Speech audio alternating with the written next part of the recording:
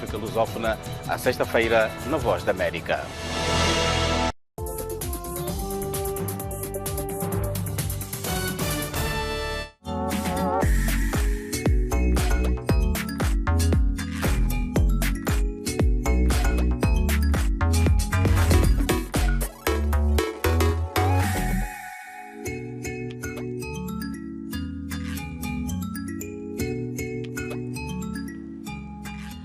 According to United Nations, there are over 600 million persons with disabilities worldwide.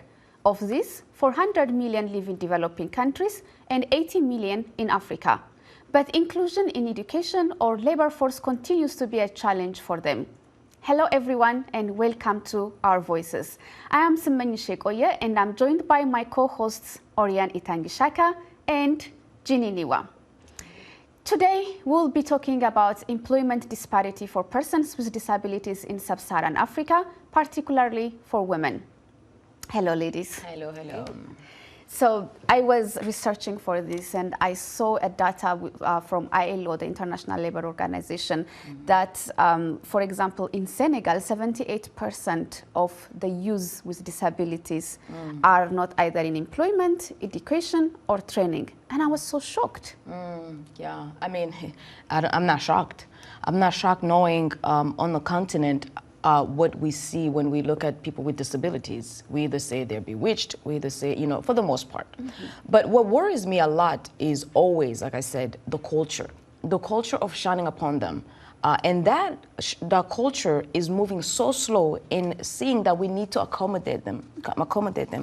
And the lack of accommodation will bleed into the laws that we make, the lack of provision that we make for them to be able to enter into the workforce, meaning we won't be able to build ramps for them, for their wheelchairs. We won't be able to build elevators. We won't be able, because of the culture that we have, a mindset that we have that they're not part of society. So that's my worry. It's in everything we do right now. Yes, I do. You know what? I believe that this society, even modern society, was not made with people with disability in mind. They're probably the most marginalized community in the world. And like you say, on the continent, even culturally, they're not accepted, whether it's, you know, the culture or financial, you know, they see it as a burden. So, and we're gonna talk about it later, some, you know, disability, they're not even visible. So if their voice is not, you know, raised, Exactly. And again, I mean, in the data I saw, for example, in Ethiopia, over 8 million people live with disabilities.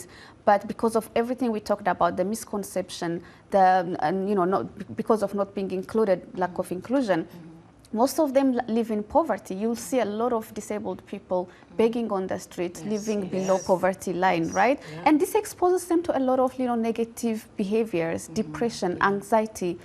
So this is what we'll be talking about today. Well, more than 80 million persons with disabilities live in Africa, according to the United Nations. This includes mental health conditions as well as physical impairments. But due to negative assumptions, misconceptions, and traditional or religious beliefs, persons with disabilities continue to face exclusion, discrimination, and are proportionally more likely to live in poverty. According to the World Bank, women experience higher rates of disability than men due to unequal levels of protections and rights. Disability and gender then interact to create greater discrimination and multiple disadvantages for women with disabilities compared to men with disabilities. On this week's edition of Our Voices, we'll discuss key obstacles to disability inclusion in the workplace. We will also explore why it's especially important to include women with disabilities in decision-making while fostering inclusion of talented people with disabilities. Well, let's first go to Kenya and meet Diane Ayo, a mother who struggled to find a safe space in the Kenyan capital for her daughter, who has a neurological disorder. So she opened one of her own. Now, Ayira's Neuro Soul Cafe not only welcomes people with cognitive conditions such as autism, but also employs them and educates the public on neurodiversity. Victoria Amunga reports from Nairobi. 18-year-old Natasha Mwangi's efforts to find a job were futile until a month ago when she got a job here. Natasha, who was born with cerebral palsy, welcomes guests at this cafe that offers jobs to people with neurological disorders. I'm happy and in the same time, excited. Thank you. Ayura's Neuroso Cafe is the first of its kind in Kenya. The owner, Diana Ayo, says the name is derived from her now 5-year-old daughter, Ayira, born neurodivergent. More and more I get parents approaching me and asking me, can my child come and work for you even if it's for free? I will even pay you. And I told them that is not the essence. My essence is to empower them so that the society, not only Diana can absorb them, but other people can. Guests at the cafe are also educated on neurodiversity and how to interact with neurodiverse adults and children, including through art. You're just seeing this person for who they are beyond any extremities that they have or anything that they might, about them that might be different. Common neurological disorders include autism, dyslexia, attention deficit hyperactive disorder, ADHD, and cerebral palsy, among others. These conditions are triggered by genetic predisposition and events during pregnancy. According to the US-based Center for Neurodiversity and Employment Innovation, unemployment for people with such neurological disorders runs as high as 40%. Experts say that in Kenya, lack of understanding and proper education is locking out many highly talented individuals out of the job market. Having transitioned maybe the education system where their unique and very unique needs were not taken into consideration, then there's a very high likelihood that they will end up also not having their potentials and capacities fully identified and picked. And then this goes now to limit what we are talking about, the working space. Neurodiversity is an understudied and underreported field, especially in Africa, according to the Neurodiversity Center. Diana hopes efforts such as this will help to educate and sensitize the public. Victoria Amunga for VOA News, Nairobi. Well, that's a very impressive initiative and exemplary. There are national, regional, and international laws that advocate and protect employment for individuals with disabilities in the workforce. However, they continue to be denied the right to work. So to understand why there continues to be such a huge employment gap, we invited Lois Auta, founder and CEO of Network of Women with Disabilities. Born and raised in Nigeria, Ms. Auta was affected by polio when she was only 2 years old, causing her paralysis. But she says she sees her disability as a bridge, but not as a barricade. She is now a disability rights advocate, and she founded Network of Women with Disabilities in 2009 to include women with disabilities in national policies and agendas. Ms. Auta, thank you so much for joining us. Yeah, thank you very much. Thank you so much. So thank you so much. So let's go right into it. You talk about 3 types of barriers stopping people with disabilities to be included in the workforce, like attitudinal, infrastructural, and institutional. Can you expand on them? What are exactly these barriers? Yes, the issue of attitudinal barrier against persons with disabilities means that people tend to see their disabilities first before their abilities, or before the human being that uses wheelchairs, that uses guide cane, hearing aid, and crutches. We have 99.9 abilities in us, but the public sector, the private sector, and generally, people believe in seeing their disabilities first before their abilities. So we need character reform. We need to change our attitudes towards persons with disabilities. Let's treat them as human beings before anything else. And for institutional, we have legal frameworks locally and internationally, but these legal frameworks are not being prioritized when it comes to implementation strategies. We forget about the rights of persons with disabilities. We forget about bringing them to participate in every sector of the economy. And when we talk about the infrastructural barrier, we're talking about the inaccessibility of buildings, workplaces, churches, mosques, schools, parks and gardens, and everywhere.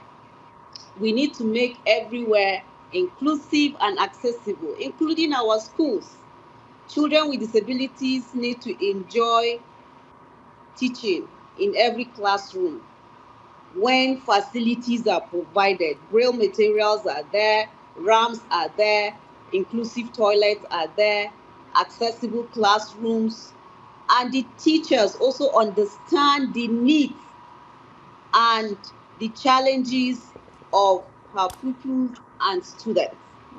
So these major barriers are stopping persons with disabilities Yes. from And practicing their rights. these are definitely major barriers, and I always really, like I said in the beginning, look at attitudinal barriers. But you know, we know that in many reports, discrimination against women with disability is more than it is towards men with disabilities, and that's a double discrimination. What have you been doing exactly in your organization since 2019 when you opened up to try to empower them and to advocate for them specifically? Yes, as women and girls with disabilities, we are treated as third class citizens. We are triple jeopardized in every developing country. We are seen as women, yes. Secondly, women with disabilities. And lastly, the barriers from the society. The society is not friendly to us. Right, and So far, we have done some interventions programs in network of women with disabilities. One of them was called Inclusion Works Project, supported by FCDO in partnership with Inclusive Futures through the Site Savers here in Nigeria. It's a consortium of 11 organizations in 4 countries, in Kenya, Uganda, and Bangladesh. And that's So far, Miss. Sorry to interrupt, but it's good that you mentioned that. You also mentioned earlier, reform, and there are many laws and regulations that ensure equitable access to all persons, whether disabled or not. Why are these laws not ensuring equal access to education and employment to people with disability? And please tell us, how is it in Nigeria? yes, in Nigeria, Article 24 is about education, Article 27 is about inclusive employment opportunities according to United Nations Convention on the Rights of Persons with Disabilities. These articles have given us the right to participate actively as citizens with disabilities. But in Nigeria, we are still at a 0% level of participation, particularly for women and girls with disabilities. We have been excluded, left behind, underrepresented, and discriminated in many sectors. It's good for the men and men with disabilities, but it's not good for women and girls with disabilities. We are highly differentialized, and we are saying no to this because we have the capacity, we have the competency, we have the character to contribute our quota to the development of our country. So we want all the policy makers, decision makers, to see the potential that lies Thank you, in Miss their Auta. Unfortunately, we have to go, but thank you for your, for the work that you're doing. I think now we're getting a better understanding. So thank you so much, Miss Auta, for joining us. Miss Lois Auta is the founder and CEO of Network of Women with Disabilities.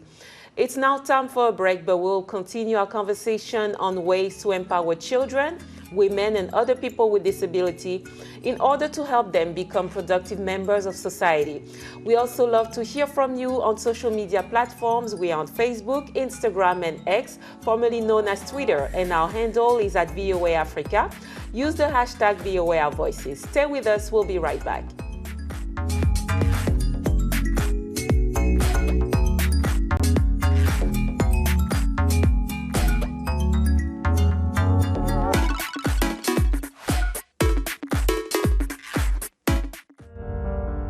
In times of change, when the world seems uncertain and what we hear doesn't reflect what we see,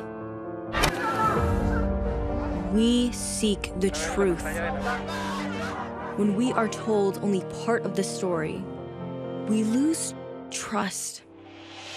In moments of crisis, our dreams, hopes, and wishes for a better tomorrow depends on a free press.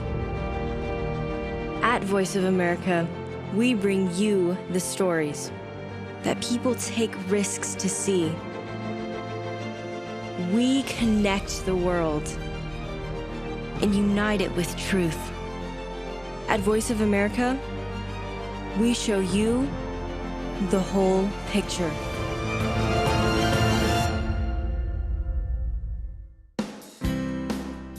Health, wellness, sport, beauty, medical breakthroughs. Healthy Living cares about your well-being. What are the main health concerns in Africa and around the world? Find out the latest on coronavirus. Connect with our experts and ask them questions. How long does the virus stay? Join me, Linor Moudou, in Washington, every week on Healthy Living, right here on VOA.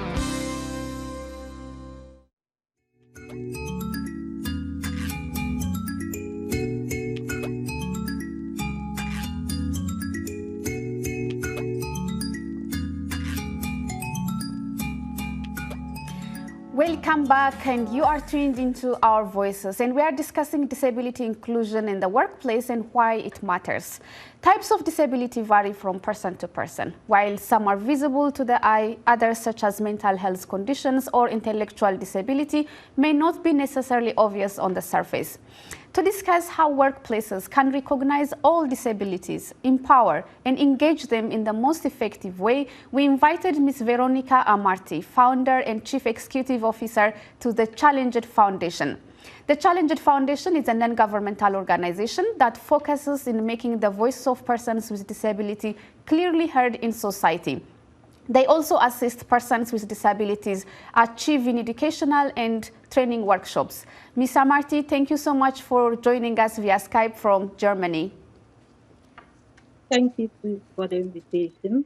Yes, so when it comes to employment, I noticed there are some misconceptions by employers, such as they are not productive, they are not cost effective, or they are liable. So how do you engage organizations or hiring managers to change such kind of misconceptions? Well, thank you for the question. In one of your discussions a while ago, somebody was mentioning the fact that people see the disability of persons with disabilities rather than their capabilities. And so we have been advocating that persons with disabilities must be given employment on merit, not on sympathy basis.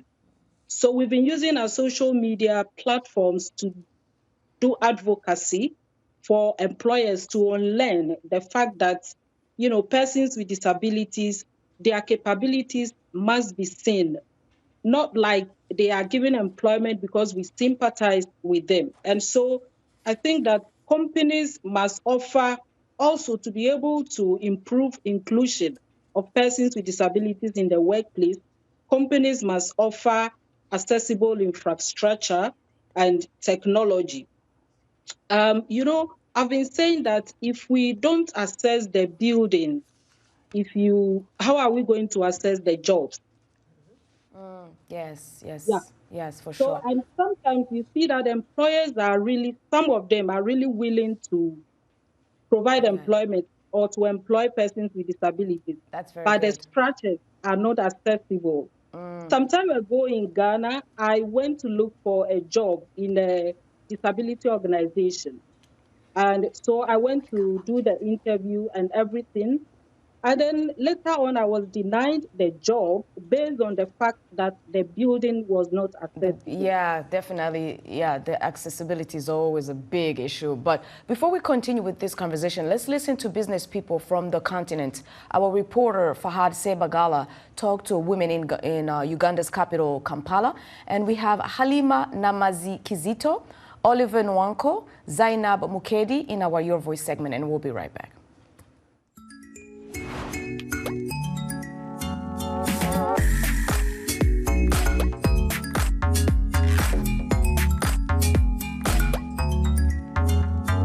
As regards to a yes, you know, when you hire a disabled person, it would sort of attract other people with disabilities to come in the spa and also take care of themselves. Because most times, disabled people have a bit of inferiority complex about them, so they tend to shield themselves away from everything that concerns maybe self-care and everything else. So if I hired a disabled person, it would sort of attract them to come and work on themselves. And why? It's simply because at LAPER we have a policy and a culture that is based on meritocracy, but also inequality.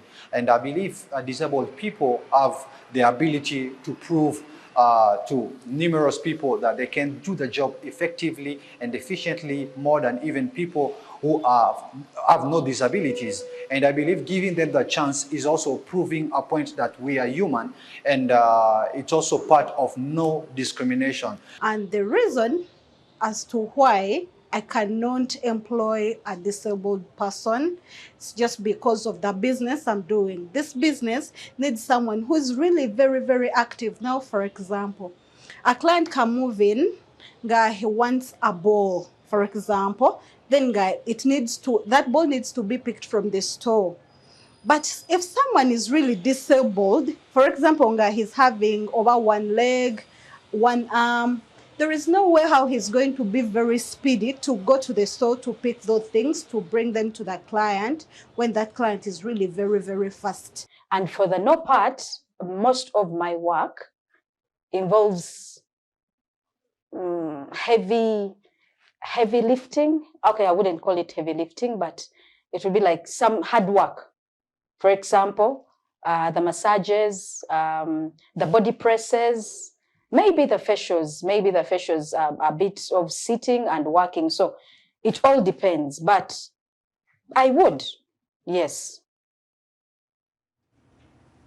Well, there are some jobs that they can do and some jobs that they can do. Now, Ms. Amartey, how do you prepare them for specific jobs? What do you get them ready to do when they're trying to be employable?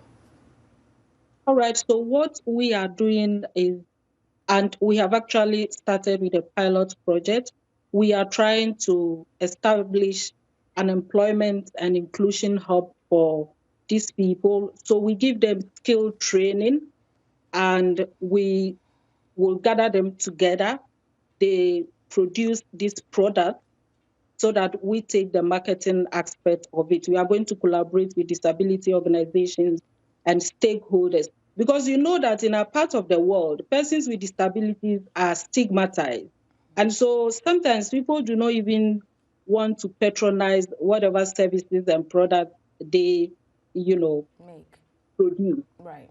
And we think that if the organization is at the forefront of whatever products and services they are producing, then we will engage the media, and so we will display these products in the public domain.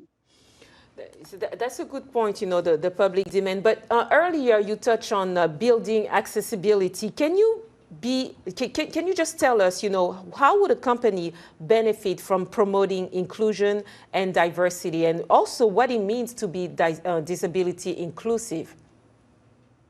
Okay, that will mean that providing an accessible environment for persons with disabilities. Otherwise, resources that they will usually not get. We make sure that they access buildings, they access jobs, they access, healthcare. Because if only yesterday I was doing a video where I was talking about healthcare services that should be subsidized. For instance, if I don't have my caliper, if I don't have my wheelchair, how do I go to work? It will be, of course, very difficult for me. So when we make all these things accessible to persons with disabilities, then that will mean that we are including them in every aspect of life. Yeah. So earlier we were talking about there are laws and regulations that exist in many countries that promote inclusiveness, but how do we engage governments and different government structures to implement them, to reinforce them, these existing laws? Yeah, I think this is very crucial if we really want to, create or promote diversity and equality. And so I think that navigating disability inclusion actually requires commitment from leadership, and also it should be an ongoing communication. And this involves willingness to adapt and evolve to meet the needs of all individuals within the organization. What I always say is that this is not a one-man job. It is a holistic responsibility. Everybody, including leaders, must get involved. But also, like I said earlier, it requires a commitment from leadership, and it should be an ongoing, communication effort. That's a very good point to end. It's a holistic responsibility. Thank you so much for joining us, Ms. Veronica Amartey, on Our Voices. This is where we end our show. We thank our guests, Ms. Veronica Amartey, founder of the Challenged Foundation, and Ms. Lois Auta, founder and CEO of Network of Women with Disabilities, for joining us. Be sure to watch Our Voices on the VOA website at voaafrica.com, where you can catch up on the latest episodes and the world's top news stories. Now, on behalf of my co-hosts, editors, production team, and everyone here at the Voice of America, we will see you again